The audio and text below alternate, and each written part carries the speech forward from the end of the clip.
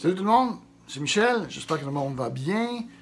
Aujourd'hui, donc, je parle des nouvelles BD qui vont apparaître au mois de mai et qui apparaissent là, dans Previews et dans le DC Connect.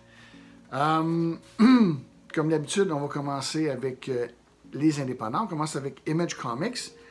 Aquarius, The Book of Mare, qui est écrit par Afua Nyoki Richardson, je ne sais pas si je le prononce bien. On a des nouveaux artistes qui sont hallucinants, qui viennent partout dans le monde, parfois pas évident à prononcer leur nom. Donc, Afua Richardson est récipiendaire de Eisner Award, juste pour vous donner une idée. Elle est l'artiste qu'on voit dans l'émission Lovecraft Country sur HBO.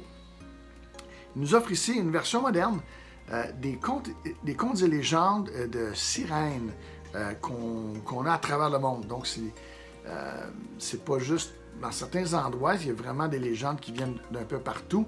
Pat Boutin nous en avait donné un avec la dame du lac, je pense, quelque chose du genre.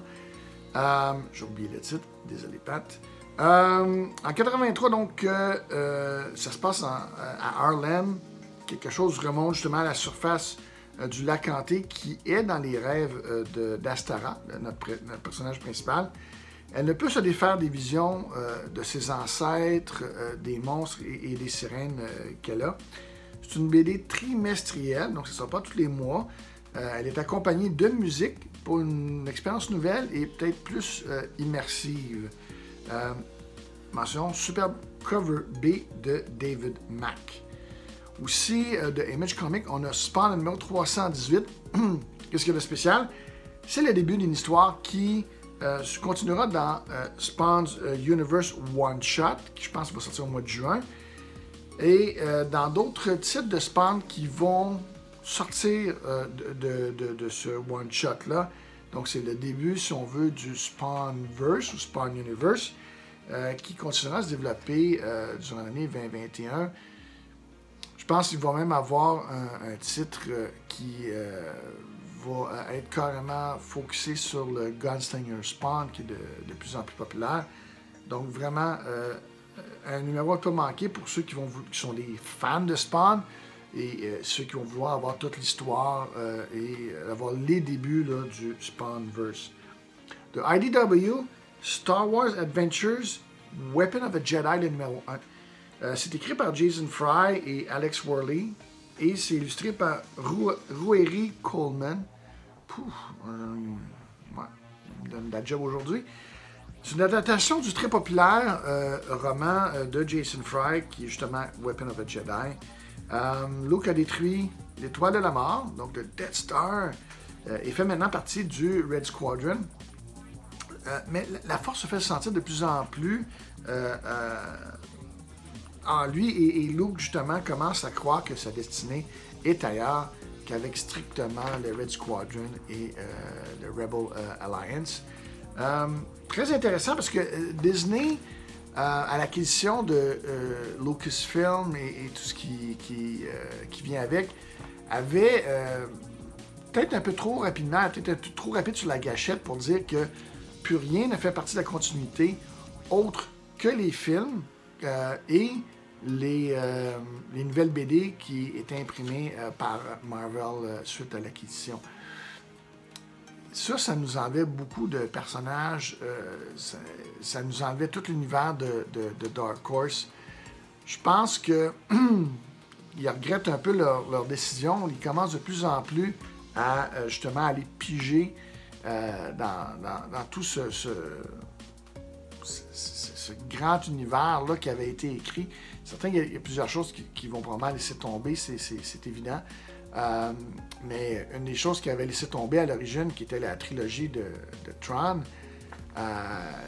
Timothy Tran, qui avait écrit Heir to the Empire, Dark Force Rising, puis The Last Command, qui a un regain de popularité à cause que General Tron fait partie de l'univers, autant dans les BD que dans la série, parce qu'on l'a mentionné dans le Mandalorian. Donc, probablement qu'on va... Et Marvel qui réimprime beaucoup de BD qui était sorti dans le temps de Dark Horse. Donc, on espère que cet univers-là va revenir de plus en plus. Peut-être qu'on va voir Mara Jade, qui est un personnage qui est comme la femme de Luke Skywalker, que les gens adoraient, les fans adoraient, que Disney avait flushé comme ça. De Dynamite, Vengeance of Vampirella numéro 18. Je le mentionne juste pour un superbe cover de Ben Oliver. Vraiment, vraiment un beau cover. Boom Studio, Dune, House of Atreides volume 1. Donc, ceux qui ont manqué peut-être les premiers numéros de cette série-là, le volume 1, donc ça recueille le numéro 1 à 4. C'est une édition limitée en hardcover. Limitée, 500 copies. Vous en voulez une copie? Demandez-le à l'agent.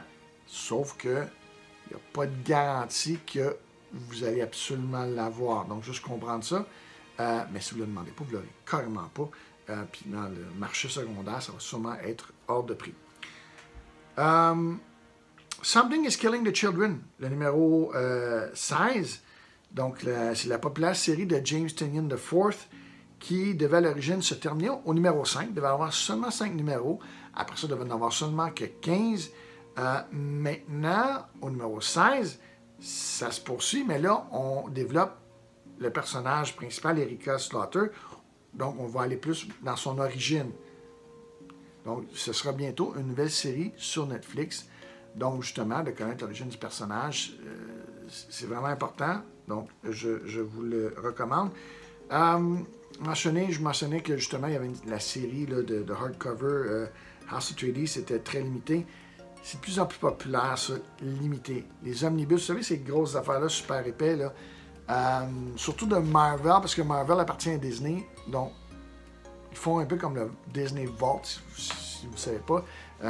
Ils vont sortir en VHS, après ça en DVD, en Blu-ray, pour un temps limité, les films de Disney, puis après ça, tu sais pas quand est-ce que ça va être disponible. Ils font la même chose avec les omnibus.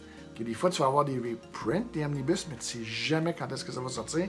Ce qui fait que maintenant, c'est devenu un nouveau format pour les collectionneurs.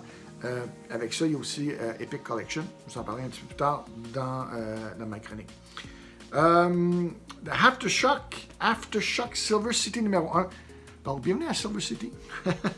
Capitale du purgatoire. Purgatoire, c'est ce qu'il y a quand on est mort, puis on n'est pas au ciel, on n'est pas en enfer, on est comme dans le milieu. On se demander si la Terre n'est pas le purgatoire. Donc, une jeune rebelle doit s'adapter justement à cette nouvelle vie-là, nouvelle existence. Mais elle cherche désespérément à découvrir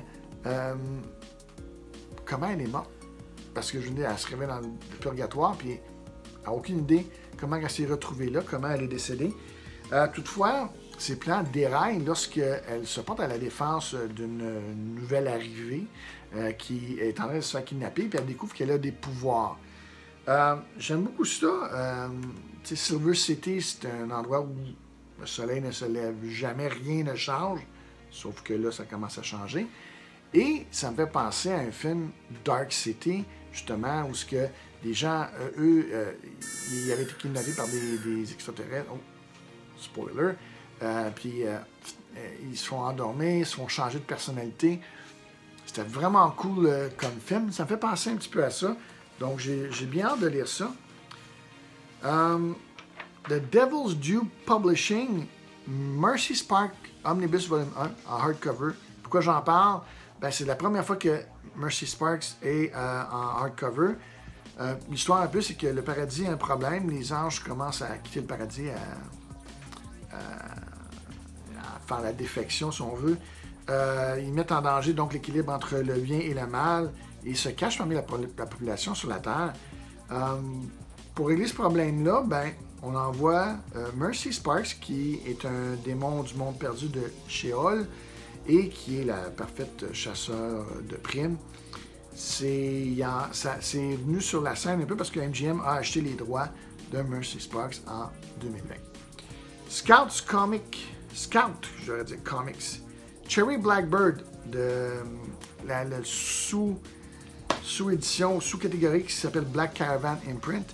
C'est l'histoire de la rockeuse Cherry Blackbird, qui a vendu son âme au diable pour une carrière bien remplie, si on veut, de succès. Toutefois, elle aura bientôt 27 ans et son contrat est dû. C'est cool parce que dans la vraie vie, ce qui a probablement inspiré ça, c'est que des rockers comme le chanteur de The Doors, Jim Morrison, Janis Joplin, on a eu Jimi Hendrix, plus récemment, même si ça fait déjà quand même un certain temps, Amy Winehouse. Tous des gens qui ont eu des carrières absolument hallucinantes et qui sont décédés à l'âge de 27 ans. Donc, il y a toujours eu ce genre de... C'est un curse, une conspiration, deal with the devil. Et à ce moment-là, Cherry, pour ne pas mourir, mais le diable lui offre de se libérer de son contrat. C'est en mesure de récupérer 7 âmes qui ont échappé à l'abysse. Donc, dans ce bout-là, Cherry est une femme en mission. Elle ne veut pas aller en enfer. The Vault, de Blue Flame, le numéro 1. Donc, c'est une nouvelle série de l'éditeur de Vault. Mettant en vedette un héros digne des années 50. Il y a un superbe hommage cover au Rocketeer de Dave Stevens. Très bien réussi. Tellement bien réussi que quand j'ai vu, j'ai dit quoi, il faut un reprint de Rocketeer. Non. C'est de Blue Flame numéro 1, mais vraiment bien réussi. Le DC Comics. Un mois de mai intéressant à DC Comics. On s'attendait pas, moi personnellement, je ne m'attendais pas à ce que Future State, qui est vraiment une suite à ça, du moment pas avant un certain temps. On a eu Flashpoint, je ne sais pas s'il y en a qui se rappellent de Flashpoint. On a eu le Batman qui était Thomas Wayne, qui à un moment donné a fait son chemin, tranquillement pas vite. Dans Conversion, on a eu John Kent, qui est le fils de Superman, qui est né pendant cette mini-série-là, qui a fait son chemin. Et là, Future State dégage déjà des séries qui ont commencé dans cette mini-série-là. Donc, ceux qui ne l'avaient pas pris en pensant qu'il n'y avait pas de suite, peut-être y repenser, puis aller voir Jean, puis lui demander d'avoir ces BD-là. Je pense qu'il a même fait des sets avec The Next Batman, puis Dark Detectives.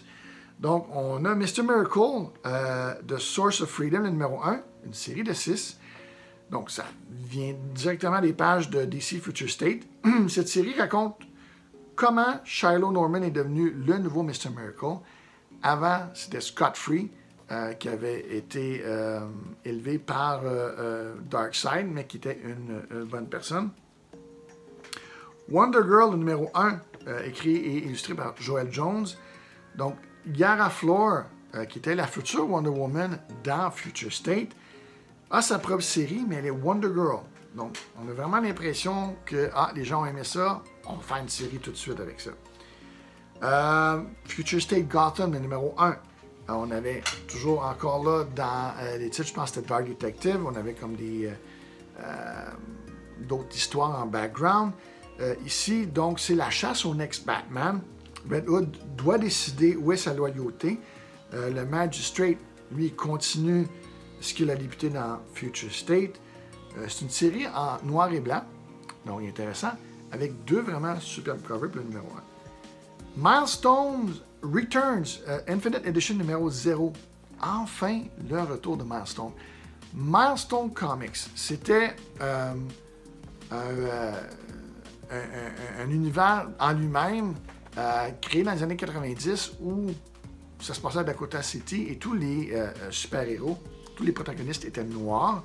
Ça avait été publié par DC, mais c'était comme à part.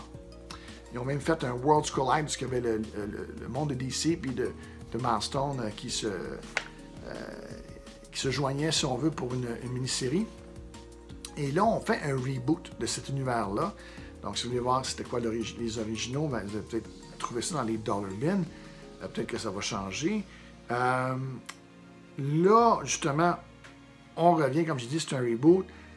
C'est un événement qui se passe à Dakota City, qui engendre l'apparition de plusieurs nouveaux héros, Statix, Hardware et Icon, entre autres.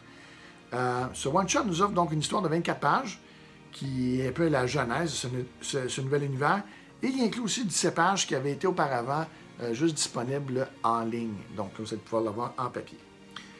Stargirl Spring Break Special numéro 1 de Jeff Johns, qui est le créateur de Stargirl. C'est un one-shot. Donc, c'est les Seven Soldiers of Victory qui doivent se réunir pour découvrir l'identité du 8e Soldier. Donc, possible première apparition pour ceux qui collectionnent les premières apparitions. Batman, Earth 1 Volume 3, Batman, Earth 1 Volume 3, Batman, Earth 1 Volume 3. C'est le dernier volet de l'opus de Jeff Johns et Gary Frank. C'était une superbe série, donc c'était toutes des genres de graphic novels, pas si épais que ça, mais toutes des hardcovers. Earth 1, donc on a eu Batman, Superman, Wonder Woman, Green Lantern, puis Teen Titans, si je ne me trompe pas. Vraiment, vraiment bien fait. Donc Earth 1 qui est un autre univers que l'univers DC normal. Et puis, si je ne me trompe pas, Jean a même commandé un genre de coffret qui a les 3 premiers volumes. Volume 1, si on veut, le premier volet pour Batman, Superman et Wonder Woman, pour ceux qui avaient manqué les premiers et qui seraient intéressés à les avoir les 3. On a Batman numéro 108.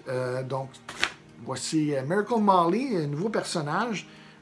Batman qui infiltre les transhumanistes afin de découvrir d'où vient justement des Insanity Collective.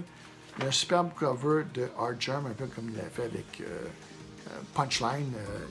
Il y a de tout ça 1 an probablement déjà. Puis on a peut-être un genre de Miracle Molly qui apparaît sur un genre d'incentive dans le numéro précédent, mais bon, c'est pas pour... c'est 1 sur 25 ou 1 sur 50, donc c'est pas tout le monde qui va avoir ça. Donc c'est vraiment la première apparition sur un cover appearance pour Miracle Molly. Crime Syndicate, le numéro 3. Donc c'est les débuts de Lex Luthor de Earth 3, avec un variant cover de Bamstar. Série que je trouve vraiment super cool, le Crime Syndicate. Donc, à découvrir, le numéro 1 est déjà sorti, le numéro 2 s'en vient bientôt. Robin, le numéro 2, c'est le premier cover appearance de Flatline. Flatline, elle va-tu avoir des cameo appearance dans un backstory qui va apparaître dans Detective Comics, les prochains qui s'en viennent, ou elle va vraiment apparaître dans Robin numéro 1. C'est à vérifier. C'est un personnage qui a l'air vraiment intéressant, Flatline, mais il semble que son premier cover appearance, c'est sur le cover du numéro 2. On a aussi une genre de mini-série entre Suicide Squad et Teen Titans Academy, avec le numéro 3 de chacun, donc Suicide Squad 3 et Teen Titans Academy numéro 3. Marvel Comics, on est dans le mois Heroes Reborn. Le sous-titre de ça, c'est justement A World Without Avengers. Donc, les numéros 1 et à 4 vont sortir pendant le mois de mai. Ceux qui ont suivi Avengers en ce moment, avec le combat pour avoir être l'hôte du Phoenix Force, justement, ça se conclut où le monde est détruit par le Phoenix et il renaît, mais il renaît de façon différente. Donc, on est un univers sans les Avengers. Tony Stark n'est pas Iron Man, mais il aime toujours la bouteille. Captain America est toujours dans la glace, donc il est toujours un capsicle, comme disait justement Tony Stark. Etc., etc.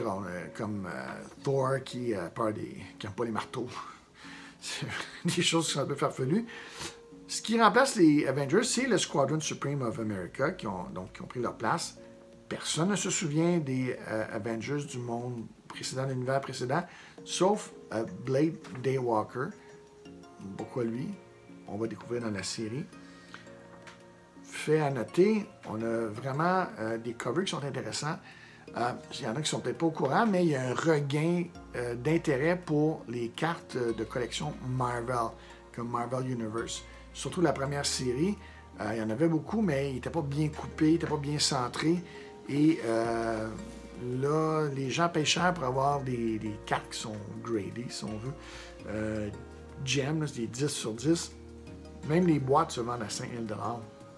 La boîte, Marvel est au courant de cet engouement et a décidé de faire une série de covers qui ressemblent aux cartes de collection Marvel. Vraiment cool. Moi, en tout cas, c'est les nostalgiques, là, c'est super le fun. Il va y avoir plusieurs tie-ins pour ça. Peut-être pas autant que les séries précédentes, Dieu merci.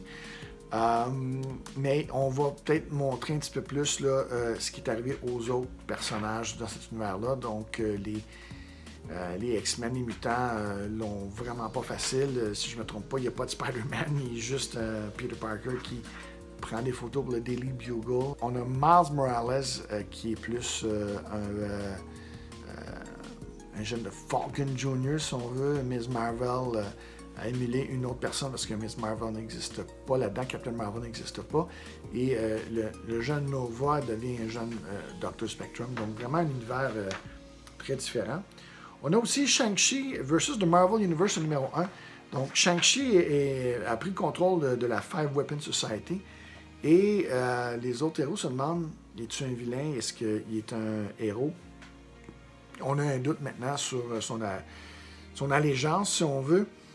Donc, Shang-Chi qui est très populaire parce que y a Shang-Chi and the Ten Rings qui va sortir cet été. J'ai bien hâte de voir ça. Un univers totalement asiatique. Il y a beaucoup d'argent qui vient de Chine pour financer des films de Marvel. Donc, pourquoi pas? Thanos Quest Marvel Tales numéro 1. Donc, c'est un reprint de Thanos Quest numéro 1 et numéro 2 qui est paru en 1990. C'est une histoire clé dans l'univers Marvel. Ça raconte comment Thanos est allé chercher chaque Infinity Stone pour la mettre sur le gant. Donc, si vous voulez avoir les originaux, c'est comme difficile à trouver et pas mal dispendieux. Donc, Marvel Tales nous offre, parce que c'était Thanos Quest 1 et 2, donc il nous offre les deux histoires en un seul numéro pour un prix quand même intéressant. Children of the Atom numéro 3, c'est l'origine de la nouvelle équipe de Sidekick. On sait le numéro 1 est arrivé un an en retard, il était comme très populaire, ça a disparu des tablettes comme ça. Il va y avoir, si vous avez vu ma chronique sur le FOC, les First Final Order Cut-Off, le numéro 1 va avoir un second print, le numéro 2 aussi, vous pourrez le commander, et ça, vous avez le numéro 3. Miles Morales, Spider-Man numéro 26, donc c'est la saga des clones de Miles Morales qui continue. Saga qui semble plus intéressante que la saga originale avec Peter Parker. On a aussi Star Wars War of the Bounty Hunters Alpha numéro 1. C'est un peu... On est à la fin d'Empire Strikes Back, Boba Fett qui part avec le corps de Han Solo dans le Carbonite, là. Et puis, Chewie qui va dire... Et au début de Return of the Jedi, là, Luke et compagnie vont sauver Han Solo de Boba Fett. Et on pense que c'était pas mal straight pipe que Boba Fett est parti de Cloud City, qui s'est rendu au palais de Jabba the Hutt, et ça finit là. Pas tout à fait. Ce qui est intéressant, c'est qu'on a un genre de prélude qui se passe dans chaque titre de Star Wars avant, donc, justement, la série principale. On a aussi un Director's Cut du numéro 1. Donc, un Director's Cut avec vraiment un superbe cover de Boba Fett. Donc, vraiment une série qui a l'air intéressante de Star Wars. On a aussi, donc je vais vous parler de quelque chose d'un peu différent, The Amazing Spider-Man Omnibus Volume 3, qui est un hardcover, qui est un new reprint. Donc, il y a eu une demande tellement forte qu'on fait tout de suite un reprint de ça, ce qui est plutôt rare. Donc ça, vous avez le numéro 68 à 104. Il y a beaucoup de choses qui se passent naturellement. Là, on a quasiment 40 numéros. Là. On a d'ailleurs comme la première apparition de Prowler, pour vous donner une petite idée, là, la première apparition de Morbius et tout. Morbius, le film n'est même pas apparu encore. C'est fou, là, ce film-là, il est en retard. Il y a deux covers. Un, vous allez voir, c'est DM, ça veut dire Direct Market. C'est celle-là qui va être peut-être plus intéressante pour les collectionneurs, qui va être plus recherchée, parce que les autres peuvent se retrouver dans n'importe quelle librairie. On parle de Indigo, on parle de Archambault, donc ça se retrouve partout. Il y a le volume 5 aussi qui va être sollicité ce mois-ci. Pourquoi pas le 4? Ben, d'après moi, on était rendu au volume 5, justement, puis le volume 3 a été comme réimprimé. On a aussi Spider-Man par Todd McFarlane, Omnibus. Il y a 3 covers. Il y en a un qui est cover at large, qui est voyons, tu dis Spider-Man en noir et en bleu et rouge. Wow! Et on a aussi son costume noir, puis on a un cover avec Wolverine. On a Incredible Hulk qui sort dans Epic Collection. Donc, Epic Collection, au lieu d'être tout simplement, mettons, les numéros qui suivent, comme on a les Omnibus ou les Marvel Masterworks, on essaie plutôt d'avoir un storyline. Donc, par exemple, Incredible Hulk Epic Collection Volume 1, vous avez qui s'appelle Man or Monster, qui est en trade paperback, c'est une couverture molle. Vous avez le reprint de Incredible Hulk numéro 1 à 6, Fantastic Four numéro 12, 25 et 26, Avengers numéro 1 à 3 et numéro 5. Donc, voyez-vous, c'est pas juste les titres Incredible Hulk, mais vous avez le storyline du Incredible Hulk à travers tous ces titres-là. On a aussi, par exemple, Moon Knight Epic Collection, volume 1, qui est Bad Moon Rising. Donc les premières apparitions de Moon Knight qui étaient dans Werewolf at Night, si je ne me trompe pas, et Marvel Premiere, et donc Moon Knight numéro 1 à 5, je crois. Donc, vous avez vraiment les débuts de Moon Knight. Pour retrouver ça, bon, naturellement, si vous achetez les originaux, c'est pas achetable. Si vous voulez les retrouver autrement, il faudrait acheter l'omnibus qui est épais comme ça, qui est dur à trouver, puis que là, vous allez payer comme le gros prix pour avoir peut-être plus que ce que vous voulez vraiment. Donc, c'est vraiment cool. C'est déjà un reprint à cause que la demande est là, parce qu'il y a une série sur Disney+, qui est en train de se tourner, qu'on va voir sur Moon Knight. On a aussi, par exemple, Star Wars The Old Republic, volume 4. Encore là, c'est des titres bien spécifiques. C'est pas juste Star Wars The Old Republic, mais vous en avez d'autres dans lesquels on a le storyline qu'on raconte. Si vous voulez volume 1, 2 ou 3, ça va vous coûter un peu plus cher parce que c'est pas nécessairement disponible en librairie. Vous allez peut-être devoir l'acheter sur le marché secondaire parce qu'encore là, c'est des tirages limités. On ne sait pas quand est-ce que ça va être réimprimé. C'est tout pour le mois de mai, qui était quand même un gros mois de mai. Merci beaucoup de m'avoir accordé de votre temps. Donc, je vous souhaite une bonne lecture et n'oubliez pas de collectionner prudemment.